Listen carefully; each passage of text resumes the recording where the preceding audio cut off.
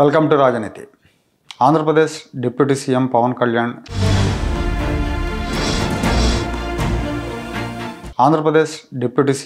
కళ్యాణ్ హీరోగా నటించిన హరిహర వీరమల్లు సినిమా విడుదలకు ముందు థియేటర్లు బంద్ చేయాలన్న నిర్ణయం ఎవరు తీసుకున్నారో దీని మీద విచారణ చేసి నాకు చెప్పండి అని ఆంధ్రప్రదేశ్ సినిమాటోగ్రఫీ శాఖ మంత్రి కందుల దుర్గేష్ ఆదేశాలు జారీ చేసిన తర్వాత పవన్ కళ్యాణ్ గారు కూడా దీని మీద ఓపెన్గా ఒక ప్రకటన చేశారు. తెలుగు సినిమా పరిశ్రమ ఇచ్చిన రిటర్న్ గిఫ్ట్ని తీసుకుంటామని చెప్పారు. అయితే ఎగ్జిబిటర్లు ఈ నిర్ణయం తీసుకోవడం వెనకాల చాలా కారణాలు ఉన్నాయని సినిమా పరిశ్రమ వర్గాలు చెప్తున్నాయి. ఇందులో వైసీపీ హస్తం కూడా ఉందని జనసేన వర్గాలు అనుమానిస్తున్నాయి.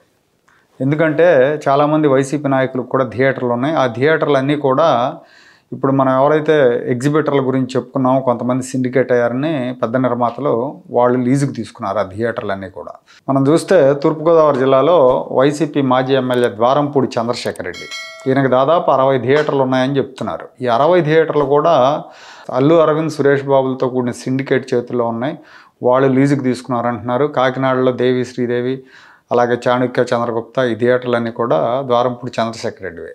ఇక రాయలసీమలో కూడా చాలా చోట్ల వైసీపీ నేతల థియేటర్లు ఉన్నాయి. అవి కూడా వీళ్ళు లీజుకి తీసుకున్నారని చెప్తున్నారు. అంటే పేరుకి థియేటర్ యాజమాన్యాలు ఉన్నప్పటికీ లీజులు మాత్రం సిండికేట్ చేతిలో ఉన్నాయి.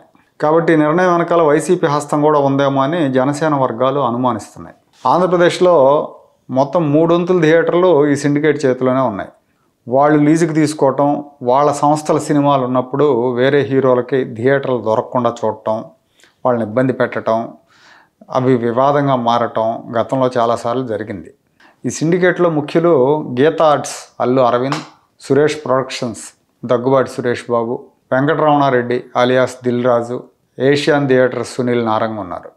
వీళ్ళు సినిమాలు నిర్మిస్తారు, సినిమాలు పంపిణీ చేస్తారు, సినిమాల ప్రదర్శన కూడా వీళ్ళే, అంటే థియేటర్లు కూడా వీళ్ళ చేతుల్లోనే ఉంటాయి అన్నమాట. మొత్తం సిస్టమ్ అంతా కూడా వీళ్ళ చేతుల్లో పెట్టుకున్నారు. చిత్రసీమను శాసిస్తున్నారని చెప్పొచ్చు. ఒక మాటలో చెప్పాలంటే ఈ నలుగురు చిత్రసీమను శాసిస్తున్నారు. హరిహర వీరమల్లు నిర్మాత ఏఎం రత్నం ఈ సినిమా డిస్ట్రిబ్యూషన్ ఇవ్వాలని ఈ సిండికేట్ నలుగురిలో ఒక ఇద్దరు వెళ్ళి ఏఎం రత్నంను అప్రోచ్ అయ్యారు. మేము డిస్ట్రిబ్యూట్ చేస్తాం, సినిమా మాకు ఇవ్వండి అని. అయితే దీని మీద పవన్ కళ్యాణ్ గారితో చర్చించిన నిర్మాత మైత్రి మూవీస్ వాళ్ళకి డిస్ట్రిబ్యూషన్ ఇవ్వాలని డిసైడ్ అయ్యాడు. అందుకే వీళ్ళు కక్ష కట్టి సినిమా విడుదలకు ముందు థియేటర్ల మూసివేత నిర్ణయం తీసుకున్నారు. రకరకాల సమస్యలు సాకులు చెప్పి అని అంటున్నారు.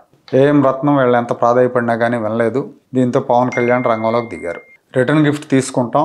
ఆంధ్రప్రదేశ్లో ఎన్డీఏ గవర్నమెంట్ ఫామ్ అయ్యి 1 year అయినా కూడా తెలుగు సినిమా పరిశ్రమ నుంచి కనీసం మర్యాదపూర్వక కలయిక కూడా లేదు. తెలుగు సినిమా సంఘాల ప్రతినిధులు ముఖ్యమంత్రి గారిని వచ్చి మర్యాదపూర్వకంగా కలిసిన సందర్భం లేదు. కలవమని నేను చెప్పినా కానీ వాళ్ళు కలవలేదని పవన్ కళ్యాణ్ అంటున్నారు. గతంలో జగన్మోహన్ రెడ్డి ముఖ్యమంత్రిగా ఉన్నప్పుడు వీళ్ళకి ఏమాత్రం గౌరవం ఇచ్చారో అందరం చూసాం. వీళ్ళని చేత్కరించాడు, అయినా కానీ వీళ్ళకి సిగ్గులేదు. గేటు దగ్గర నుంచి నడిపించి అవమానించాడు పెద్ద పెద్ద హీరోలను సైతం. చంద్రబాబు ఎప్పుడు అలాంటి పనులు చేయలేదు, అయినా వీళ్ళు ఆయన గౌరవించలేదని పవన్ కళ్యాణ్ అన్నారు. ఇకపై వ్యక్తిగతంగా వచ్చే నిర్మాత కానీ సినిమా టికెట్ల రేట్లు పెంచమని కానీ ఇంకోటి కానీ ఏవో ఒక డిమాండ్లు తీసుకొని వ్యక్తిగతంగా వస్తే మేము పట్టించుకోం. చలనచిత్ర పరిశ్రమ ప్రతినిధులుగా వచ్చి ప్రభుత్వాన్ని అప్రోచ్ అవ్వాలని ఆయన చెప్తున్నారు. అలా అప్రోచ్ అయితేనే చేస్తాం, లేదంటే చెయ్యం. మొన్న మధ్య కూటమి ప్రభుత్వం వచ్చిన వెంటనే కల్కి సినిమా టికెట్ల ధరలు పెంచాలని అశ్విని దత్ గారు వెళ్ళి కలిశారు. కలిసిన సందర్భంలో పవన్ కళ్యాణ్ గారు చెప్పారు, మీరు ఒక్కొక్కరే వచ్చి అడగటం కాదు, మొత్తం పరిశ్రమ పెద్దలందరూ కలిసి వచ్చి ప్రభుత్వంతో మాట్లాడితే బాగుంటుందంటే ఆయన కూడా ఒక సమావేశం ఏర్పాటు చేసుకొని అందరం కలిసి వస్తామన్నారు. సంవత్సరం అయిపోయింది, సమావేశం లేదు, కలిసి రాలేదు. ఇదే విషయాన్ని దిల్ రాజు, అల్లు అరవింద్, సురేష్ బాబు, సుప్రియ, మైత్రి మూవీస్, ఎర్నేన్ నవీన్ వీళ్ళందరూ వచ్చినప్పుడు కూడా పవన్ కళ్యాణ్ గారు అదే చెప్పారు. ఫిల్మ్ ఛాంబర్ నుంచి ఒక కమిటీ లాగా వచ్చి మాట్లాడితే బాగుంటుంది, అన్ని విషయాలు మాట్లాడుకుందాం, మేము ఎంకరేజ్ చేస్తాం అని కూడా చెప్పారు. అయితే వీళ్ళు ఎవరు కూడా ఆ ప్రయత్నాలు చేయలే.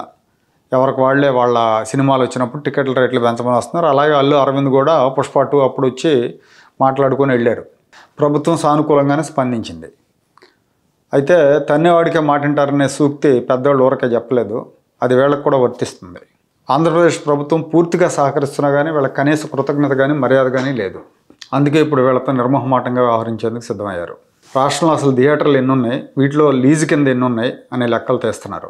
అలాగే ఈ లీజుదారులు పన్నులు సక్రమంగా చెల్లిస్తున్నారా లేదా అనేది కూడా లెక్కలు తీస్తున్నారు. రాయలసీమ జిల్లాల్లో థియేటర్ల నుంచి ఆదాయం ఎంత వస్తుంది, వీళ్ళు ప్రభుత్వానికి ఎంత కడుతున్నారు అనే లెక్కలు కూడా తీయమని ఆదేశాలు జారీ చేశారు. టికెట్ సేల్కి ప్రభుత్వానికి వస్తున్న పన్నుకి మధ్య అంతరం ఏమన్నా ఉందా అనేది కూడా పరిశీలించమని చెప్పారు. అదేవిధంగా రాష్ట్ర వ్యాప్తంగా ఉన్న సినిమా హాల్లో పారిశుధ్య పరిస్థితులు, అక్కడ అమ్మే తినుబండారాలు, వాటి నాణ్యత, వీటన్నిటి మీద కూడా ఎప్పటికప్పుడు అధికారులు పర్యవేక్షణ చేయాలని ఆదేశాలు జారీ చేశారు. ఎక్కడైనా కానీ ఏ థియేటర్లోనైనా కానీ నాణ్యతలైన ఆహార పదార్థాలు అమ్మినా, మంచినీటి సదుపాయం లేకపోయినా, పారిశుధ్య సదుపాయాలు లేకపోయినా కఠినంగా చర్యలు తీసుకోవాలని ఆదేశాలు జారీ చేశారు. అలాగే మల్టీప్లెక్స్లు కూడా, వాటికి కూడా మినహాయింపు ఇవ్వలేదు, వాటిని కూడా తనిఖీ చేయమని చెప్పారు. సినిమా రంగం విషయంలో చంద్రబాబు నాయుడు గారు పాపం ఆయన ముఖ్యమంత్రి అయినప్పటి నుంచి 1995 నుంచి కూడా చాలా సహకారం అందించారు. వాళ్ళ కోరికలను ఏనాడు కాదనలా. వాళ్ళ డిమాండ్లో ఏం డిమాండ్ చేస్తే దాన్ని ఓకే చేసేవారు. దాన్ని వీళ్ళు అలుసుగా తీసుకున్నారు. ఆ రంగం నుంచి ఆయనకు మద్దతు అయితే సంపూర్ణంగా అయితే రాలే ఎప్పుడు కూడా. కొంతమంది ఆయన వ్యతిరేకించే వాళ్ళు ఉన్నారు, బాహాటంగా వ్యతిరేకించారు. సరే, మురళీమోహన్ లాంటి వాళ్ళు ఒకరిద్దరు వచ్చి, రాఘవేంద్రరావు గారు లాంటి వాళ్ళు, ఇలాంటి వాళ్ళు సపోర్ట్ చేస్తూ ఉండేవాళ్ళు అశ్విని దత్ అట్లా. 14-19 మధ్య అయితే ఆయన మీద బరి తెగించి విమర్శలు చేశారు చాలామంది.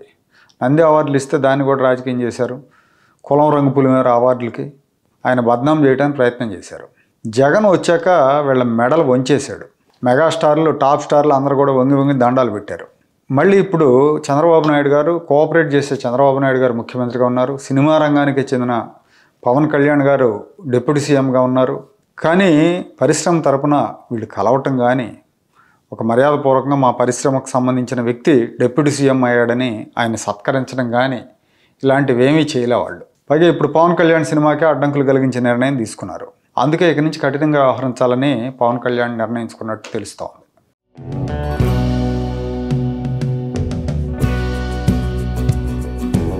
Like, share and subscribe to Rajaniti channel.